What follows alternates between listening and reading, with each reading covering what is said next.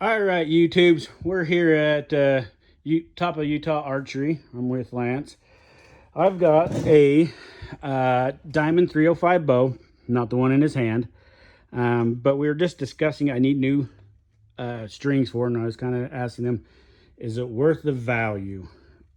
Now, most of my channel is engine repair because that's what I do, and well, Lance just gave me what I give everybody else. You want to go through kind of the list of what you would kind of talk about when a customer comes in with a bow, and it may not be the most expensive bow, but he either wants to upgrade or change strings. You want to kind of go through like your process of explaining what. Yeah, so the value of the bow is determined by the owner. You've got to decide, is it worth adding $100 worth of strings and cables that are factory that you don't get to choose the colors, or do you buy an aftermarket set that might be $130 to $150 installed and tuned? He could take that money that he would put into new strings and cables and possibly invest it into a higher quality bow that comes with the new strings and cables, and then sell his old bow and use that money also as payment towards that new bow. Or does the bow fit? Is it functional enough that it validates buying just a new set of strings and cables and retuning it? And what he alluded to was, would you change the oil in your car and change the filters and stuff, or would you just buy a new car? I mean, it's kind of a relative comparison there, not necessarily in the value of those things, because it's cheap to change your oil filter and oil, and a car might be more expensive, but you get the idea of, here's a bow, it needed new strings. Do I buy new strings, or do I upgrade to a newer bow that's a little higher quality of strings to begin with? That's a tough call for a tech like myself to say, yeah, you need new strings, unless it's like totally coming apart or it won't hold a tune. But there's a lot of options too, and that becomes a whole different world of, well, how do you invest your money? Do you go into a high-end Matthews bow? Do you go into a high-end Bowtech bow? My criteria for that is decide what you want out of your experience, and then find a bow that fits you well and has the functional purpose that you're going to need. That's pretty much the slate of it.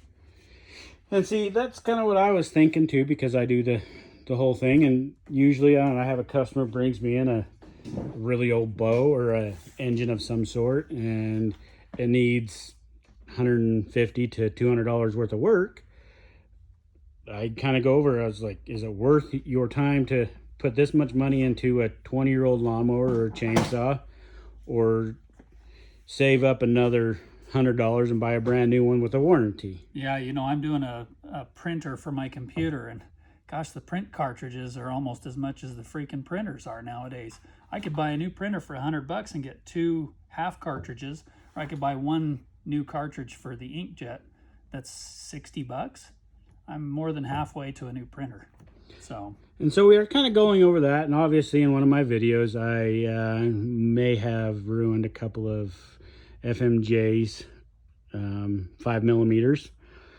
I think I put more hurt to those arrows than I did on that cylinder, and so I was in here talking to him about those arrows, and maybe what we'll do is get a couple more weeks when he's got a good sale going on, because when is October? What's going on in October? Yeah, well, it's our 20-year anniversary sale. We're going to be hosting from the 10th of October through the end of October. It's going to be the best sale that we've ever had.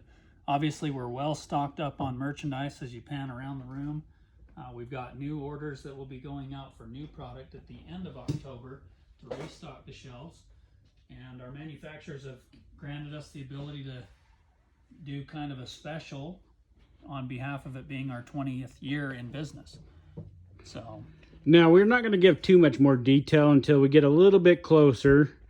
Got to keep you on edge. I think what we're going to end up doing is I'll end up coming back up when it's a little bit closer, and we'll kind of do a, hey, this is what's going on. I'm not sure what kind of specials he's got going on, because obviously I'm still a customer, and he doesn't want to give me even all the information. I have vendors that are holding me to the line. So and that's just the same way with any other small businesses, especially like steel. You can't go buy a chainsaw outside of like dealer days and get the same kind of deal. So Now, I've worked with him for many years. He's got me almost every bow that I've had and almost every arrow that I've had, except for this. We've known each other a while. I helped him set up one of his other shops. But so you kind of know my shooting. What kind of arrow would you recommend? Well, if you're going to be shooting at things that are harder than your arrows, you probably want something inexpensive, because you're going to want to do it more and more and more, just because it's fun to blow stuff up. It really is. Yeah, I had a good time trying to put an arrow through that cylinder. Apparently, cylinders are way more harder than arrows. Yeah. So he's got a whole bunch of gold tip. That's what I used to run, is the gold tips for a lot of years. I'm a huge pink and green fan. I don't even know why. Was that one of the first arrows you sold me? Was a pink and green one? Probably, yeah. Was it the Blood Runners or the? It was an Easton arrow, probably. It was had the pink or custom flex. Oh, it was the Ted Nugent. Yeah, it was the Nugent arrow. The old zebra stripe Ted Nugents, yeah. Yep. And so I thought about going back to there. We're not going to get too much into politics, but I like Uncle Teddy. Don't know exactly what I'm going for. I was going to go hunting, try to get a tag out, but the business is going better than I was expecting, and so that's going to be, ooh, look at that. That might be put on hold for a little while. Anything you want to add to this?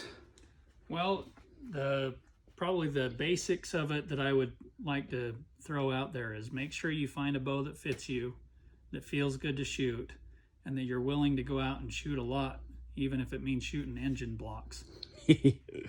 Sorry, that's my fault. It's all good. These are really cool rollers too. Jim Burnworth, Jim Burnworth from his old show, he used to shoot engine blocks. He'd have a candle in there and he'd have a gas explosion coming out of the motor and stuff. He was a popular guy that used to do that, so that kind of gave us that idea. Pretty sure Box Elder County would not like me if I did that. I'm just saying. I mean, I don't know. Here's some of his stuff that he's got going on in here. Those are some of my favorite lights ever. I love that brand of light. Arrow, find out your arrows right here to true them up. You got the little disc. Oh, these are awesome little setups right here. Are these a local company? No, it's a guy from online that I found, and he just did some 3D printed arrow spinners and tuners, and we brought him into the shop so that people could tinker around with them, making their own arrow setups. All right, thanks YouTube.